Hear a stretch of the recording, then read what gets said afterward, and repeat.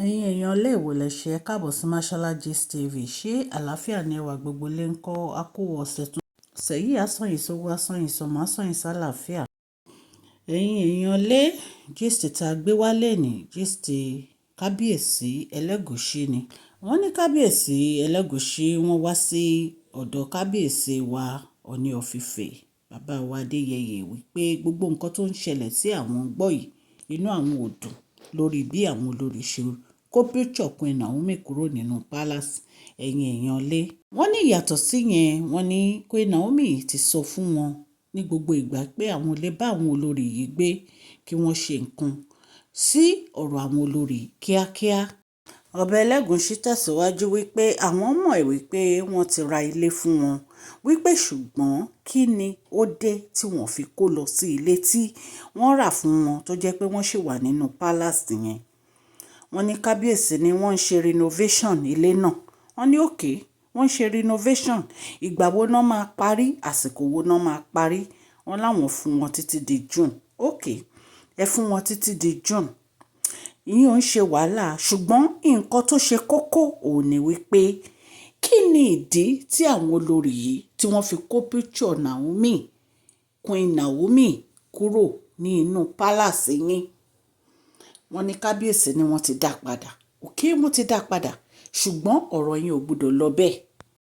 Wọ́n ní ọ̀rọ̀ yìí ò gbọdọ̀ lọ bẹ́ẹ̀ o allegedly bí a ṣe gbọ́ o wípé nítorí pé offence tí wọ́n commit yẹn kì í ṣe kékeré wípé kábíyèsí ní láti gbé ìgbésẹ̀ lórí ẹ̀ nítorí pé wọn ò ní right láti kó picture Queen Naomi kúrò nínú palace.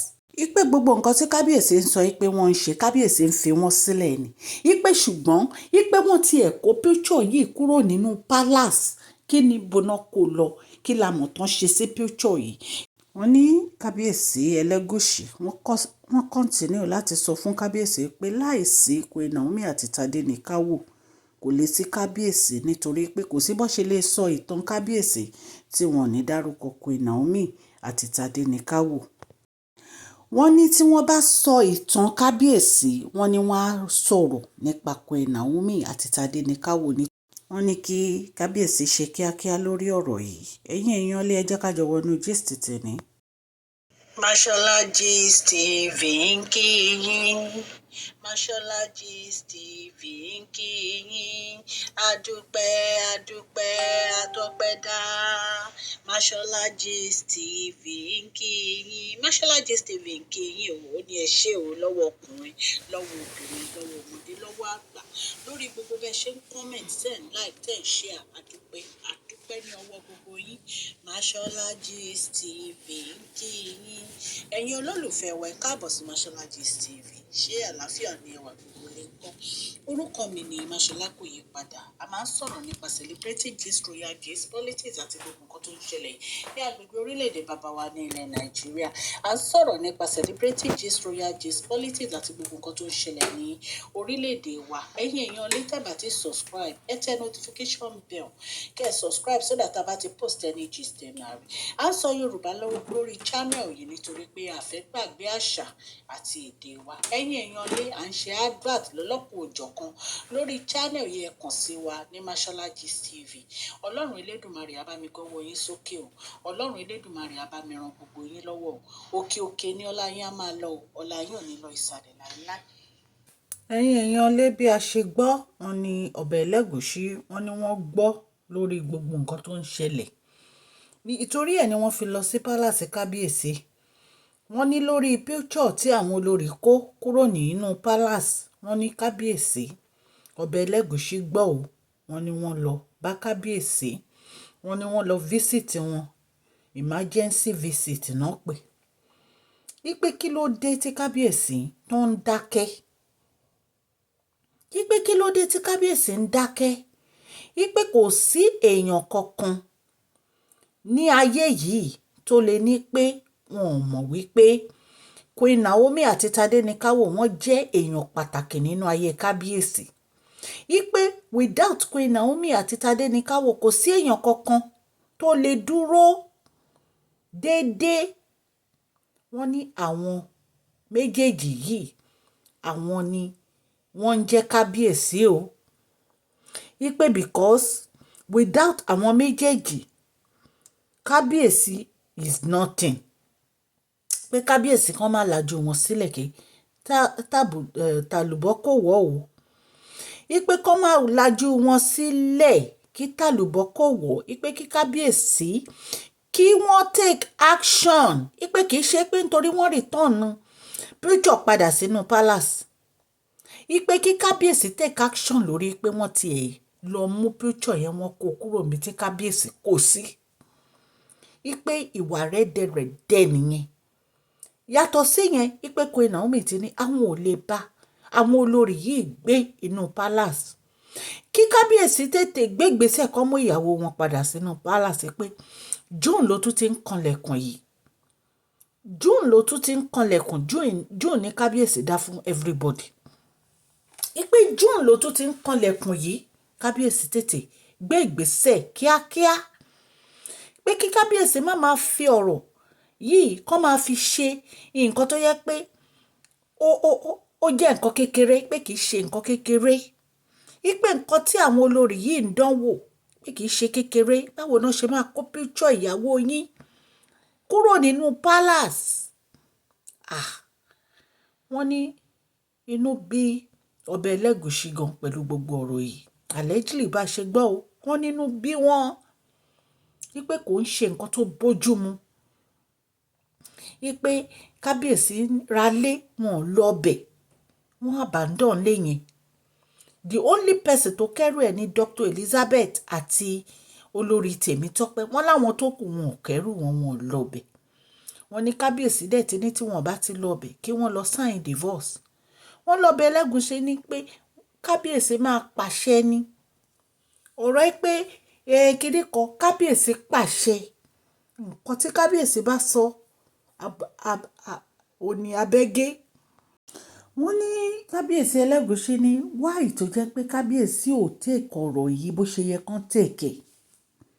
Ipe tó bá jẹ́ pé kábíyèsí take ọ̀rọ̀ Queen Naomi àti Prince Tadenikawo bó ṣe yẹ kán take ni. Wọ́n ní àwọn olórí yìí wọ́n ní máa ṣe nǹkan tó ń ṣe. Wọ́n ní ṣùgbọ́n kábíyèsí mú ọ̀rọ̀ yìí bí ìgbà tó jẹ́ pé kò ń ṣe nǹkan tó yẹ pé wọ́n ní láti kọbi ara sí. Pé ọjọ́ ń lọ náà. Ipe ṣé kábíyèsí ti gbàgbé gbogbo nǹkan tí àwọn seers yìí ń sọ fún wọn ni. Kán mú ìyàwó wọn padà sínú palace. Ojoojúmọ́ náà ń sọ. Kán mú ìyàwó wọn padà sínú palace. Ipe kí wá ló dé tí kábíyèsí dákẹ́ lórí ọ̀rọ̀ yìí. Pé lóòótọ́ àwọn ọmọ ẹ̀pọ́n ti ra lé fún wọn o. Pé ṣùgbọ́n kò yẹ kí kábíyèsí dákẹ́ rárá. Kí kábíyèsí tètè ṣe gbogbo nǹkan tó bá yẹ kán ṣe lásìkò. Ipe torí nǹkan tí Queen Naomi ń tẹnumọ́ náà ṣe ń tẹnumọ́ nípa àwọn ò lè bá àwọn olórí gbé.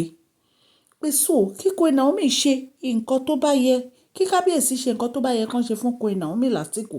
Pé torí ọjọ́ ń lọ.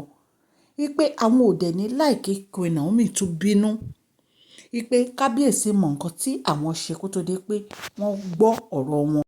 Ẹ̀yin èèyàn lé, wọ́n ní kábíyèsí Ẹlẹ́gùṣì ní báwo náà ṣe máa lọ kó picture Queen Naomi. Ipe it's an offence. Báwo náà ṣe máa lọ kó picture Queen Naomi ibi tó kó sí. Ipe kò ń ṣe nǹkan tó dáa rárá. Ipe kábíyèsí ò kò lè dákẹ́ lórí ọ̀rọ̀ yẹn. Ipe kì í ṣe pé wọ́n kó padà ló matter. Ṣùgbọ́n ẹ̀ṣẹ̀ ni pé wọ́n tiẹ̀ lọ kó. Ẹ̀yin èèyàn ní nǹkan tá a gbọ́ nìyẹn o. Ta ní ká wá torchlight sí. Èyí náà mọ̀ pé kábíyèsí is the royal majesty ní ilé Ifẹ̀. Àwọn dẹ̀ ni ọba àkọ́kọ́ tí gbogbo àwọn Odùduwà tí wọ́n ń wórí fún. So gbogbo àwọn ọba tó kù wọn ò fi ọ̀rọ̀ wọn ṣeré rárá. Kábíyèsí Ẹlẹ́gùṣì tún tẹ̀síwájú pé kò sí bó ṣe fẹ́ sọ̀rọ̀ kábíyèsí tí Queen Naomi ò ní appear àti Tadenikawo nínú ọ̀rọ̀ wọn. Wípé bí Ọlọ́run ṣe kọ́ ni. Ipe bí Ọlọ́run ṣe wí ni kò dẹ̀ sí ẹ̀dá tó lè yí padà. So ẹ̀yin èèyàn lé ọbẹ̀ Ẹlẹ́gùṣì sọ̀rọ̀ gan o lórí ọ̀rọ̀ yìí. Ipe kí kábíyèsí kí wọ́n ṣe writing o. Ipe kí kábíyèsí ṣe writing kó múnú Queen Naomi dùn kó dẹ̀ mú Queen Naomi padà wá sí inú palace kíákíá. Ẹ̀yin náà mọ̀ wípé olórí Queen Naomi wọ́n ti sọ wípé àwọn ò lè bá àwọn olórí yìí gbé. Ìdí nìyẹn tí kábíyèsí fi lọ ra ilé fún àwọn olórí láti lọ.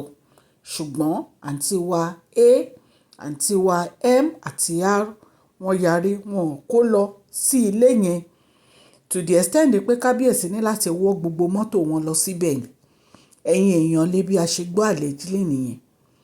Ẹ dẹ̀ rí bí Ọba Ẹlẹ́gùṣì ṣe físítì, àìmọye èèyàn ló ti wá, even gan bàbá wa Dèjì of Àkúrẹ́ náà wọ́n sọ the same thing. Màá ṣe gist wọn after this. Ipe kí wọ́n tètè mú ìyàwó wọn padà wá sínú palace, nǹkan táwọn náà sọ nìyẹn. Ẹ̀yin èèyàn lé, mo dúpẹ́ púpọ̀ lọ́wọ́ yín fún àdúrótì yín lórí channel yìí. Mo dúpẹ́ fún gbogbo bẹ́ẹ̀ ṣe ń subscribe, tẹ̀ ń like, tẹ̀ ń share, tẹ̀ ń comment. Ọlọ́run Elédùmarè á bá mi gbọ́wọ́ yín sókè o. My new subscribers, thank you for joining this channel. Ẹ̀yin tí ẹ dẹ̀ ti subscribe tẹ́lẹ̀, old one, mo dúpẹ́ lọ́wọ́ yín. Òkè òkè ní ọlá gbogbo yín á máa lọ o. Ọlá yín ò ní lọ ìsàlẹ̀ láéláé. Ẹ jọ̀ọ́ ẹ má gbàgbé kẹ́ fún fídíò yìí ní thumbs up o. Please share this video, like and subscribe. God bless you all.